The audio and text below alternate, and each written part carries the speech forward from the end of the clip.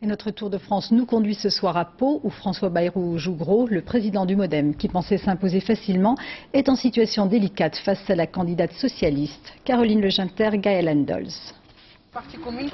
Ils sont bien loin, les grands meetings de la présidentielle. Normalement, c'est aux gens de l'office de faire signer un contrat.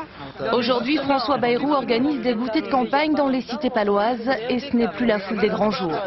Vous n'allez pas parler tous ensemble.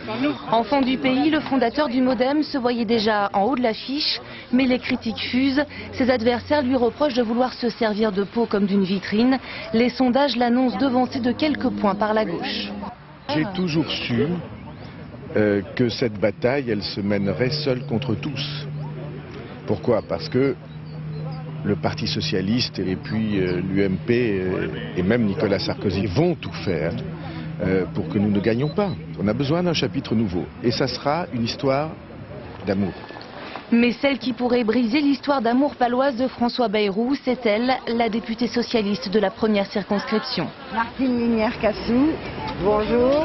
Déterminée, elle mène sa campagne avec une bonne dose d'ironie. Cette proche de François Hollande affiche ses convictions.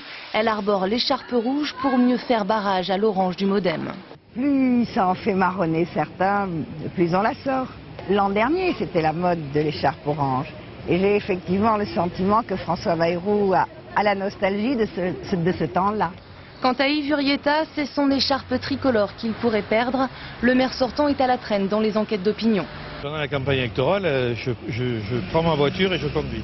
Ex-fabusien, rejeté par la section PS de la ville, il est soutenu par l'UMP et fait campagne contre le cumul des mandats. La ville de Pau doit être gérée par des gens qui ont la passion de la ville, qui ont envie de servir la ville et non pas de se servir de la ville. Et je rajoute que nous sommes la seule ville en France où le maire et les adjoints n'auront aucun cumul de mandats, ce qui n'est pas le cas de mes adversaires. À Pau, une triangulaire semble se profiler à l'horizon, ce qui pourrait mettre François Bayrou en difficulté, lui qui pensait il y a encore quelques mois être couronné dans la cité d'Henri IV.